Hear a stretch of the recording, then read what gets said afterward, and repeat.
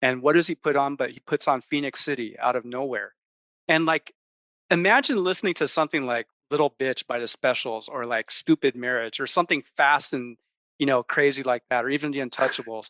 And all of a sudden there's a break and then you hear this, this totally poppy sound. Yeah. And it's like, Phoenix City. And it's all like totally rickety sounding. And it's like he went back in time to like the caveman era, and it's like the tempo and everything about it is like completely different. That and Broadway Jungle. Yeah. And I remember all of us sitting on the dance floor going, dude, like, what the hell is this? But then but like Rob and I, like, Rob was like, oh man, dude, I got to ask the DJ what the hell that was, And so, like, that's how we found out that, there was ska before ska, there was ska before two tone. Cause he came running back to me. He's like, dude, I know who it is. It's like Phoenix City by Roland Alfonso and the Soul Brothers. And guess where we went the next day? We went down to Melrose and searched for that album. Bleecker Bob's. And yeah, Bleecker Bob's or like, Aaron's or that whole thing, dude. It was just like, yeah. And it's discoveries like that make all the difference in the world. And this isn't a music that resonates with everybody either. No. That's why I think it takes a certain type of person to really appreciate that stuff. Because like I remember when we were on the dance floor and that song came on, Rob and I were like totally like digging it, while other people kind of like winced and are like, "Oh man, like what the heck? Like this isn't ska," And like some people went to sit down, and like other people were just scratching their heads in confusion, and like we didn't even know. Like we're like, "Dude, what is this?" It blew us away. So you liked it immediately? Yes, yes.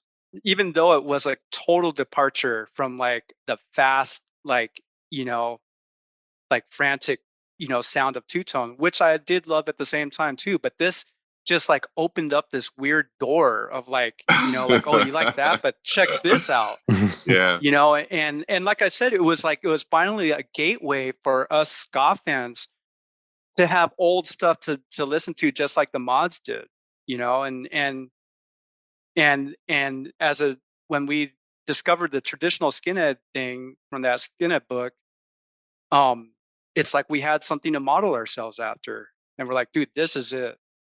There is one like extra thing I wanted to add about Bob Wayne when we went into the studio, and this is right after I told him like, hey, this is what we want to sound like, because like we wanted that scratchy old sound, right? Like the one mic in a room and this and that. And of course, like he kind of like went back and said like, dude, well, if you guys want to be radio friendly, like, I don't know if this is going to cut it. So we insisted on that, and he worked with us, but at the same time, he kind of sat us down and he was like, you guys, like, I can appreciate you guys trying to capture this old sound, and I can appreciate you guys wanting to sound like the Scatolites. I can appreciate you guys wanting to sound like anyone from the 60s and trying to emulate the 60s. But he was like, you guys also have to understand though that this is not the 60s. And even if you do get it down, even if you do nail this sound down and you can sound exactly like the 60s and you sound exactly like the Scatolites, he's like, what do you guys want to be remembered as a band? Do you want to be remembered as, hey, those are the guys that sound like the Scatolites? Or do you guys want to be remembered as, hey, that's the band that's Hepcat? Yeah. And like when he said that, that's when all of us had like a kind of, our own revelation too. Like, what are we aiming for? Are we aiming to just emulate like old bands, and sound like old bands? Or are we trying to be Hepcat, And it's something that like, just that little like pep talk that he had with us while we were in the studio, it really changed our direction and it changed our understanding of what our aim was as a band. It didn't change, like we still wanted what we wanted. We were aiming for the old sound, but we weren't so hung up on trying to sound like, the 60s or anything anymore, Yeah. And that's why I really gotta like thank that guy for, like just revealing stuff like that to us, because we were all kids. We didn't know. We didn't know what we were doing. We're like about to record stuff that we love to play, but we didn't know what was involved in recording. We just thought we'd go into the studio and just, play and that's that. But there's a lot more to it. But yeah, to like continue with my thing though.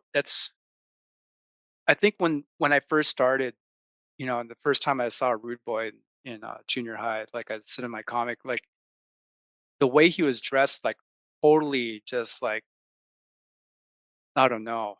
That was another startling milestone in my life. The first Rude Boy I saw with the trench coat and the stingy brim wraparound shades and the loafers with white socks and peg pants. That whole getup, like nobody else in the school looked like this guy, and it was just such a stark like character to me that I had to find out what it was. And at the time it was like ska had already kind of come in like in the early 80s, but it was like more of a novelty thing. I saw people with like special stickers and madness stickers, like leftover stickers that were in school lockers, like from the years before. And that's like 80, 81, because when I was there, it was like 83, 84. So these are old stickers. And then when I would ask who they are, I asked a friend who actually made those stickers, and he's like, "Oh man, the Specials are like the best band in the world." And then he was like, "Oh yeah, they're ska and this and that." And then when I started getting into it, the people that were older than me that had gone through that, like this weird, like checkered, not really rude boy phase, but they're just like they like ska, but they didn't know that there was anything associated with it. Yeah. So when they saw that I was into it, they're like, "Oh man, you're like one of those rude boy guys or like those mods." And I'm like, "Yeah, yeah, dude. Like, were you a rude boy?" And he's like, "What?" He's like, "I guess." He's like, "I like madness." He's like, "I just wore checkers all the time, dude. I guess I was a rude boy." And I'm like, "Oh, yeah, I don't know, man." And then like, I don't know. It was it was kind of awkward at first.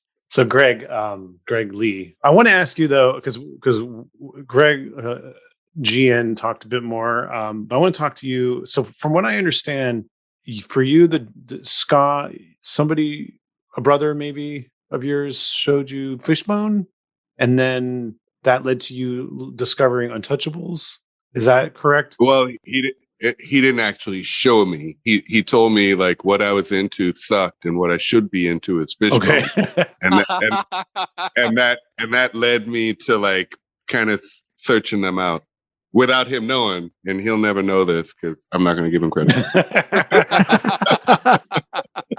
What were you into that he thought sucked? Well, at the time I was a break dancer. I was in the break-in.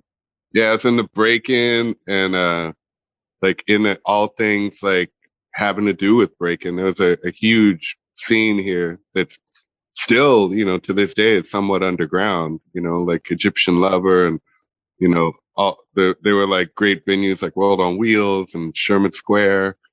There was all this stuff going on. But at my school, we dressed like, cause I always dressed in vintage clothes because I always got hand-me-down clothes. So we had this dance group, me and a couple of my friends, and actually Destin Barry, the keyboard player, was kind of in it as well. And we were known as the Ska Boys Nice. before we knew what ska was, because people would say, you guys look like you'd be in the ska. So when I first went to a Fishbone show, I already blended in because I looked like their crowd, which was like they were a gang, not kind of a gang. There was a gang called the Posers. Yeah. And the Posers were like OG LA mods and rude boys that had kind of gone the route of gangster. They called them prep gangs at the time. Yeah, and they still kind of dress the part, but also kind of dress like gang members at the very same time. So it was a little bit confusing. But they were like fully welcoming to me at the time. Like, "Man, you want to check this out? You got to come next week. Check out the Untouchables too." And it was like, it was on. And from that point forward, that's all I was doing was like going from Fishbone show to Untouchables show to some other, kooky show that they knew about, like some other LA band, all the LA favorites like X and all those people and Billy Zooms and everybody who was playing at the time. I went to all those shows, but I was always like, "When's the next Fishbone show? When's the next Untouchables show?" And